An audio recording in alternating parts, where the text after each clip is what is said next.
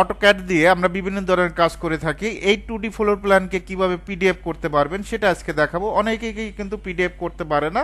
তো পিডিএফ দুইটা অপশনে করা যায়, একটা হলো কিবোর্ড শর্টকাটে আর একটা হলো ডিসপ্লে থেকে। আমরা সর্বপ্রথম কিবোর্ড শর্টকাটে দেখাবো। কন্ট্রোল পি দিবেন। কি দিবেন? Control P.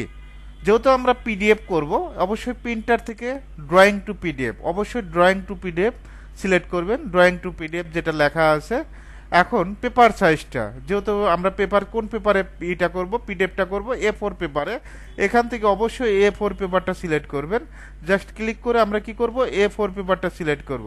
এখানে দেখবেন যে A4 পেপারটা দেওয়া আছে, A4 পেপার। ওকে, A4 পেপারের ড্রয়িংটা পিডিএফ হবে। তারপর ডিসপ্লে থেকে উইন্ডো, কোথায় যাব? ডিসপ্লে থেকে উইন্ডোতে ক্লিক করবেন। ক্লিক করার পর first point click, second point click. Click করার পর আপনি যদি এখান থেকে সেন্টার কি করবেন, পিডিএফটা যদি সেন্টার করতে চান সেন্টারে ক্লিক করবেন। করার পর আমাদের যেহেতু পিডিএফটা কিসে হবে, কালার প্রিন্ট, তাহলে আমরা নানে ক্লিক করব। আপনি যদি কালার প্রিন্ট না করতে চান সেক্ষেত্রে আমরা গ্রে স্কেল। তো অবশ্যই আমাদের কি হবে, পিডিএফটা কালার হবে। তো আমরা নানে ক্লিক করব। অ্যাজ ডিসপ্লে যেটা থাকবে সেটাই। আর কোয়ালিটি আপনি ম্যাক্সিমাম করে দিতে পারেন, সর্বোচ্চ করে দিতে পারেন। তারপর এখানে দুটো অপশন দেওয়া আছে ওরিয়েন্টেশনে, একটা পোর্ট্রেট, একটা ল্যান্ডস্কেপ। তো আমরা পোর্ট্রেটে যদি ক্লিক করি পোর্ট্রেট হবে ড্রয়িংটা, যদি ল্যান্ডস্কেপ ক্লিক করি ল্যান্ডস্কেপ হবে। পিভিতে ক্লিক করবেন। তারপর এটা মাউসের রাইট ক্লিক করে প্লটে ক্লিক করবেন।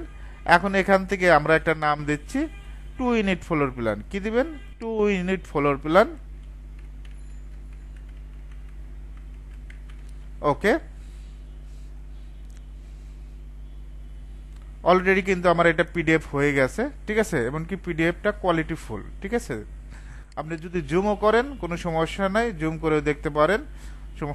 একেবারে কোয়ালিটি ফুল পিডিএফ আছে। আরেকটা অপশনে দেখাবো, এখান থেকে ডিসপ্লে অটোক্যাডের আইকনে ক্লিক করবেন অথবা অ্যাপ্লিকেশন মেনু যেটাই বলেন। ক্লিক করার পর এখান থেকে প্রিন্টে ক্লিক করবেন।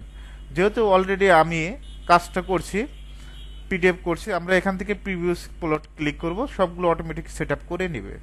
তারপর আমাদের যে কাজটা করতে হবে, উইন্ডোতে ক্লিক করবেন। কোথায় ক্লিক করবেন? উইন্ডো।